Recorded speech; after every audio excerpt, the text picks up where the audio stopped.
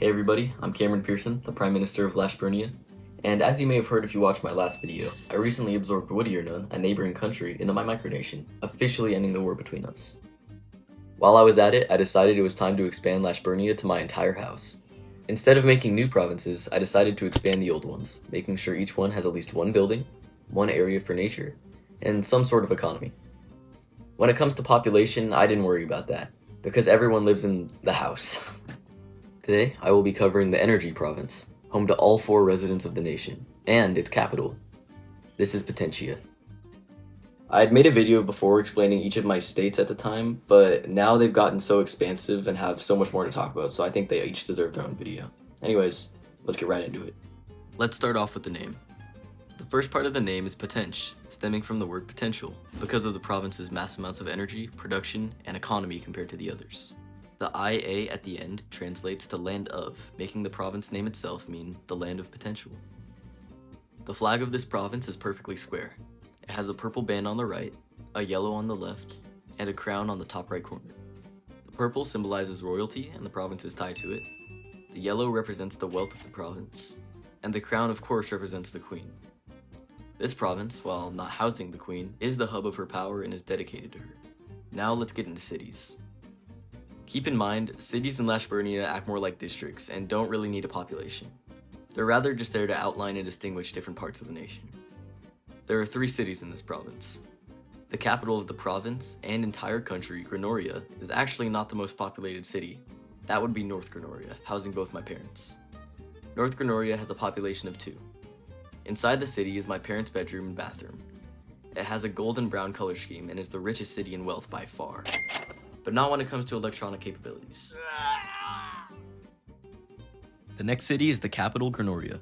It is the oldest city in Lashburnia and by far has the most to look at. There is the Greoria Library, where you can borrow books, the Customs and Exchange Office, where you can exchange USD for Lashburnian dollars, and with this money you can head over to the gift shop where you can purchase flags and stickers.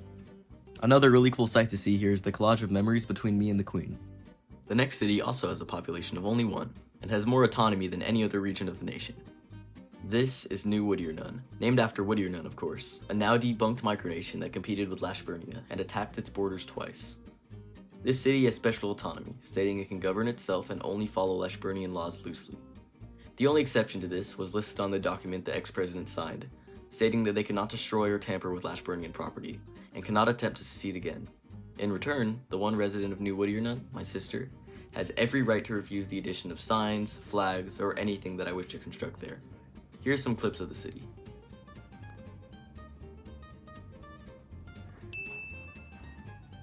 All 3 of these cities are housed inside a building that takes up a big part of Potentia, called the Grand Manor of Potentia. However, the other sections of this house are merely property of Potentia and belong to no city. This includes my kitchen, living room, dining room, and laundry room. Potentia is not only made up of this house, however.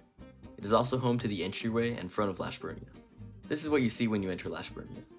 In the direct front, there is a car park which can comfortably fit 2 cars, but can fit up to 4 when needed. In the south, bordering Cataracta, is the South Potentia Garden. This strip of nature is home to many different plants and flowers and really comes alive during spring. Right in the middle is a sign officiating Lashburnia as an official wildlife sanctuary, which my mom obtained a few years ago. In the west is the Royal Gardens. At the time of filming, this garden is a bit dull because it is autumn, but like the other parts of Lashburnia, it really blooms during the spring. This garden in specific blooms into many different shades of purple.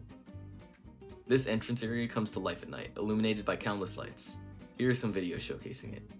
By the time I filmed these scenes, Halloween was right around the corner, so you'll see some of these decorations.